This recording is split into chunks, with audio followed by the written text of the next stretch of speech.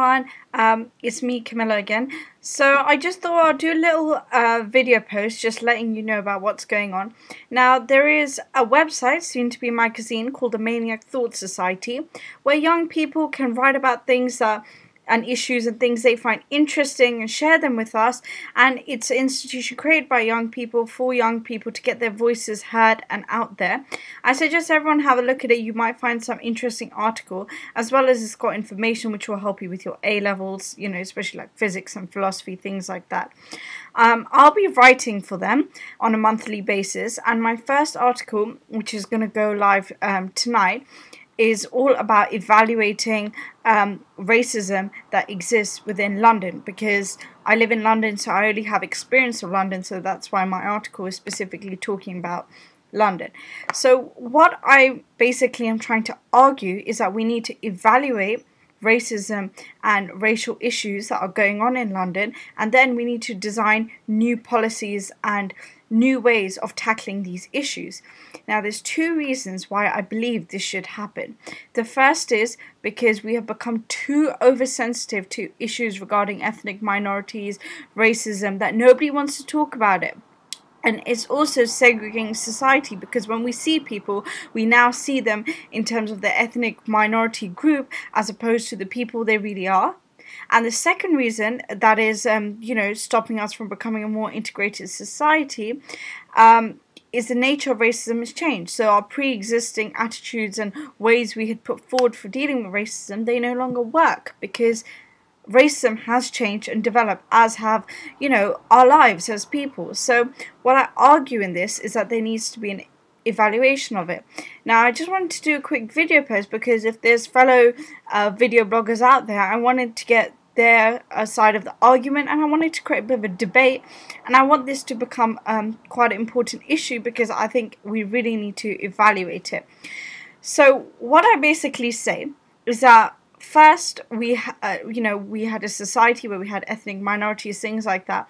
We used education. So with education, we taught people Black History Month, the history of where people came from, and how racism can be a bad thing. And we, even with World War II, things like that, we showed extremities of racism and showed how this is really bad.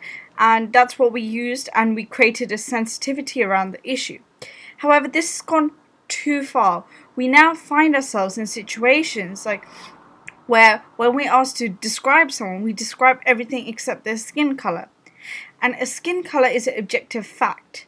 That's not racism. If we use that to make unfair comments, then that's racism. However, the boundaries have become blurry, and I think we need to create those boundaries again, so that we have an outlet in which we can safely discuss issues regarding race, immigration, ethnic minority, so that we can find ways to better our society, integrate it more, control immigration, things like that. We need to have these boundaries. We are too oversensitive, and I have some more examples in my article. And the second thing is, racism is no longer about someone, refusing to talk to someone because of the, color of their skin, or explicitly calling them the N-word or the P-word, whatever it is, to their face because of their color of their skin. It's no longer about that. It's not so explicit. It's more implicit. It's about language. It's like I give the example about how those in language you'll read places where there are ethnic minorities tend to breed a lot. Breed animals. It's trying to differentiate between the races again.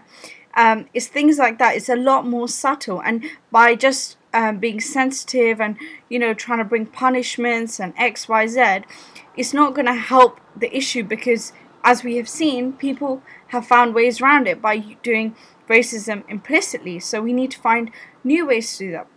And how I suggest we go forward is with a new style of education. We can keep our Black History Month and the way we teach, but we need a new style. Now, what I suggest is from the age of 5 when you start school, all the way till 16 when you leave school, every month for 1 hour, every child should be in a class of a lesson called equality. Now, in here, we should not be giving them examples of like the slave trade and this, that, and saying, look, this is really bad, because that already happens. What we need to do is, in these lessons called equality, educate and have discussion forums with these children and speak to them and say, why is it good to be equal? What are the benefits of having an equal society? And then show positive examples of where, you have different ethnic minorities coming together and doing business, or, coming together in all different ways and in different societies, and the things you can achieve when, you're together because you bring two different backgrounds together. Things like that. Having a negative approach, saying this is why racism is bad, you should be scared of it, so when you talk to someone you should be careful that the topic of race never occurs, is not going to work. We need to find a positive way, and when something is positive, you engage with the kids. When they're young, especially, by just putting their name on a report card saying they made a racist remark, that's not going to help. By telling them something exciting, that they could be at the forefront of an equal society, we can bring change about, and this is a long process. But I mean, at the heart of my article, what I'm saying is our current stance and way of dealing with racism does not work. We need a new way. And we need to first clarify the boundaries so we're not too extreme in terms of being sensitive. And we also need to make sure that we understand that racism has changed, and we need to be having discussions and debates. And I'm keen to get this started. So read my article, look at the other articles of Maniac Thought Society, and I look forward to hearing your video responses or written responses or whatever. Thank you.